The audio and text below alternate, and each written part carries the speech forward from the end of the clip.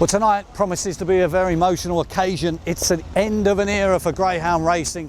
It's the last scheduled meeting here at Walthamstow Stadium, that famous neon frontage. For me personally, it's a walk I've done on and off for the last 20 years. For some, it's a walk they've done for the last 75 years.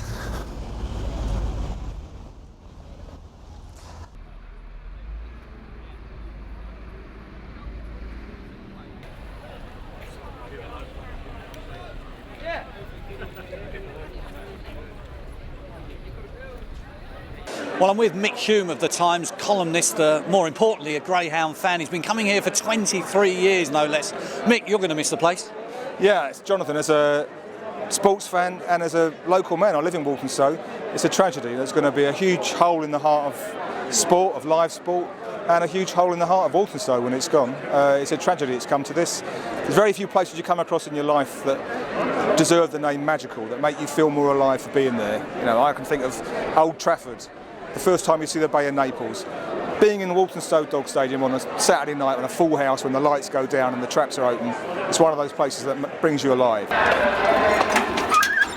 It's like the theatre of dreams for greyhound racing, and it just builds a beautiful atmosphere, and on a big night it's absolutely electric.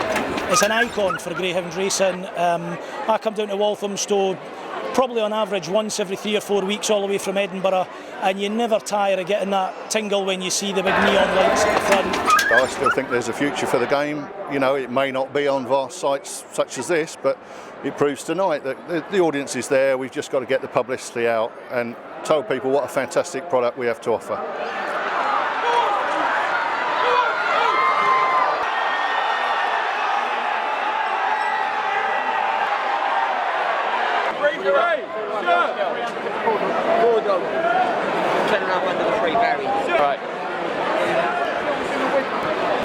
Well, in terms of bookmaking, the O'Gorman name has a long history. Richie O'Gorman stood here for many years. Joe, his son, stands here now. Joe, it's a sad and emotional night, the last one at Walthamstow. Yeah, for a lot of reasons, John. Mine personally as well, and also see the people here. Everyone loves the place. It's a big social scene for everyone involved here. People have been coming here years. Yeah, very sad.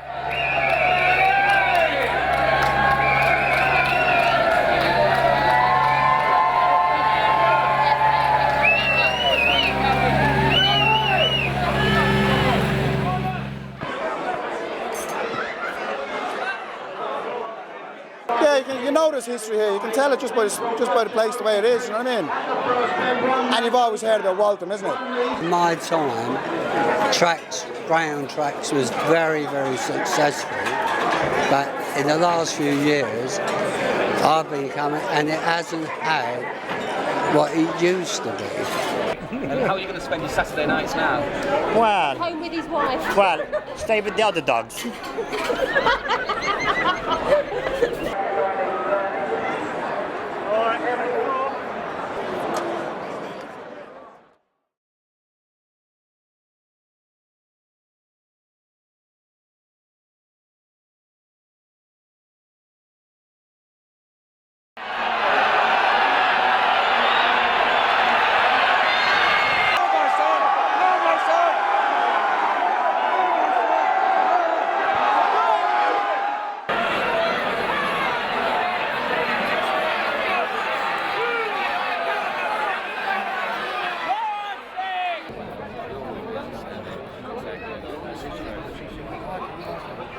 When it closes, I would only go Crayford on Mondays.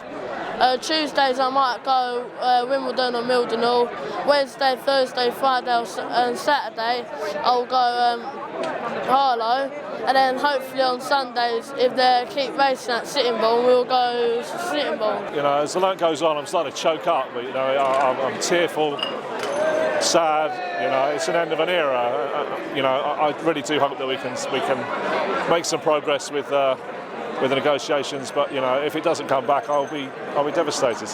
I think it's terrible, really. They're closing it down. You know, it's like a national institution. The fame of the frontage of the whole building. I think it's a crying shame, really do. And I think it's really sad.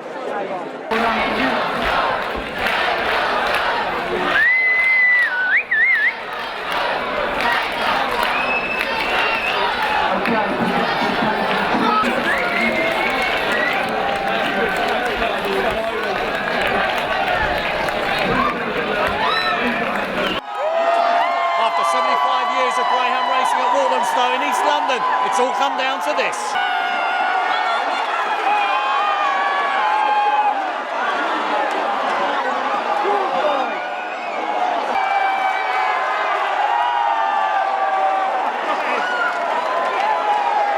Well, I think how appropriate is that Mark Wallace has trained the last winner of the 14th race at Walthamstow, Mountjoy Diamond. Appropriate given that 2 years ago Mark was champion training. He has been the leading trainer here at Walthamstow for a good few years now. So congratulations to all concerned.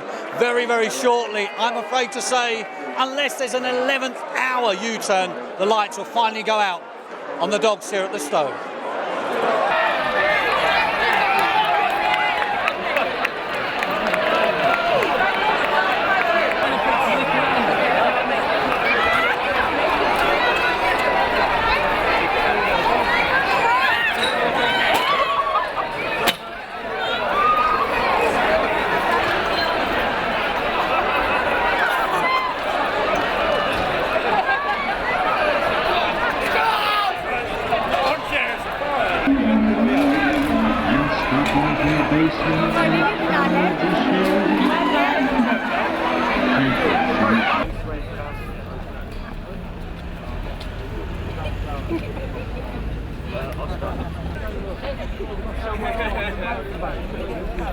Hadi, jetzt geht es.